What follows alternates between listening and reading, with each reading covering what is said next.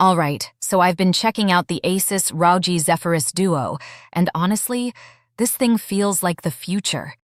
You've got a massive 16-inch 3K OLED display on top, plus a second touchscreen underneath, and for multitasking, streaming, or content creation, it's insane. You can game up top while running Discord, OBS, or editing tools on the second screen without feeling cramped. Build quality is premium too. Solid aluminum chassis, incredible Dolby Atmos speakers, and the detachable keyboard setup gives it this almost desktop-like flexibility. But here's the catch.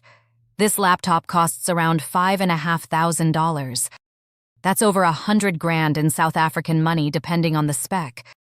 And despite the RTX 5090 inside, you're actually not getting the best gaming performance for that price because the GPU runs at lower wattage compared to traditional gaming laptops.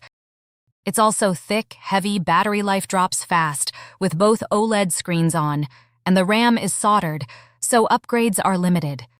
So, is it worth it? If you're a creator, streamer, or someone who genuinely needs a portable dual-screen workstation, absolutely.